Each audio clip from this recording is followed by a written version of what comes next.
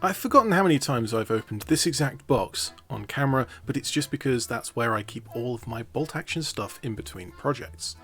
But here is a different sprue that's not from the Warlord Games bolt action kits at all. This is a Frostgrave Mountain Soldiers set that I keep on using in conversions. It's a really nice set and I do like it. They are mountain women wearing greatcoats and look somewhat similar to some of the bolt action winter uniforms, the kind of greatcoats there. The Soviets of World War II had more women in the military than most of the other countries, but they weren't exactly treated as equals. They were often pushed into being clerks and drivers, radio operators and medics. So hi, I'm ED-SKaR, and today I'm going to turn this Frostgrave Mountain Soldier into a Soviet medic, and I'm going to make another one out of the Warlord Games sprue as well. I do just quickly need to make one slight modification to the Frostgrave torso, and that's the kind of fluffy trim of the greatcoat. It's not really the same style as the Soviet ones, and so I just slice and then sand it down quickly. It's really no trouble at all. And so let's gather some parts together to see what I want to use for this model.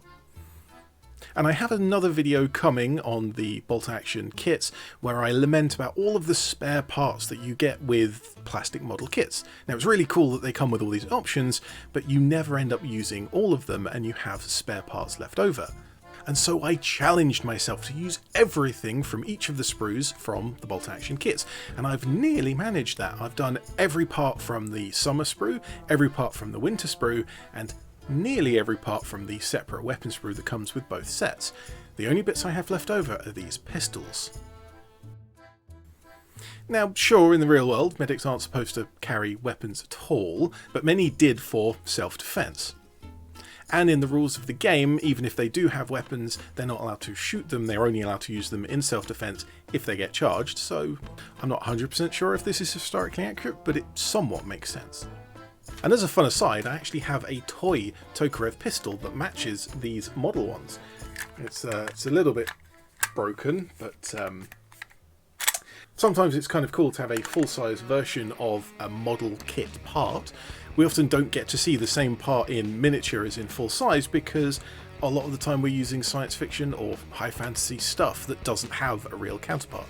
Or we're talking about weaponry that not everyone has access to. But that's all me getting massively distracted, so let's go back to talking about the models.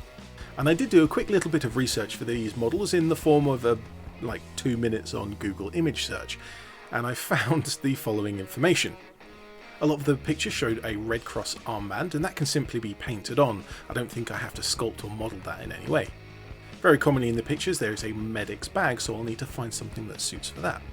And in almost all cases the pictures of these medics are shown wearing a pilotka, a type of military cap that the Soviets issued. And that cap is the most difficult part, and so let's have a look at making that first.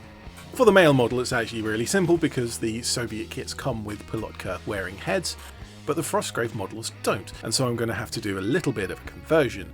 And as you can see here, this is a very, very fine bit of miniature model surgery, and I can't really get the camera to focus on it, so I'll just describe the process.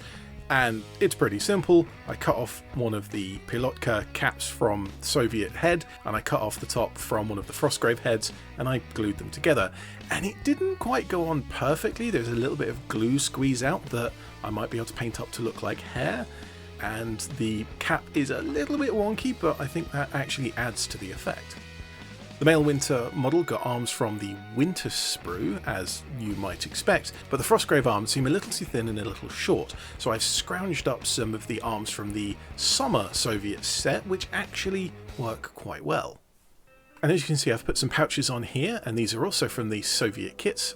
They're the map pouches, but once painted up, they'll look just at home as medic's bags. The painting scheme I'm using for this whole army is a pretty simple and expedient one, and essentially boils down to picking out each part of the uniform with a slightly different shade of brown or green, and then giving the whole model a complete coat of a brown ink wash. My base colours here I probably mix between 6 different paints in my collection, but on any given model I usually just use the 2, and so between these 2 models I'm using a medium brown and a tan and just mixing different shades in between them for each different part of each model, and that's to kind of create the variety of dyes that we use to colour the uniforms of the time. I do try to get a little bit of a basic highlight on some parts of the models, usually on the tunic or the greatcoat, as that's usually the uppermost part of the model and should be the more interesting, but I'm really not spending a lot of time trying to find any highlights or shadows to do. I'm kind of just throwing them in as I'm doing those colours. Now after the ink wash is on, which nicely richens and darkens the whole model, I pick out some of the finer details that need a little more attention, mainly the skin at this point, which again mixing in some of the tan colour with some Caucasian skin tone and just putting a few simple highlights to make the skin look like skin, or at least close enough. But the important feature here is the medic's symbols, the red cross, and to start that I need a white background. White being a notoriously hard paint to work with, I'll base it with some light grey that does cover quite well, and then highlight that into white around the edges and around the folds. One roundel on each of the bags, and a stripe around the arm for the armband. The red cross itself is more of an orange than a red, but that's just to desaturate my red because it's pretty strong bold colour. And it just needs a few free-handed lines to make that cross, and it's all very nice and neat, and it's definitely not wonky in any way. Don't look too closely, it's fine. One thing I did here, which I thought was a big brain move, was I put the armbands on opposite side of each model, one on the left, one on the right, so that when I put them on the tabletop, at least one of the symbols can be seen from any angle, and so it's fairly clear where the medics are. And the last thing to paint is something that I've mentioned before. I'm not using any metallics on any of my bolt action models, and so I'm going to come back with a little bit of wet blending on the pistols, just with some grey, some black and white, to make a reflective kind of look in a non-metallic metal style. And you might notice that the bases aren't done, and that's fine because I'm going to do that in a separate video sometime soon, probably eventually, but the models themselves are done.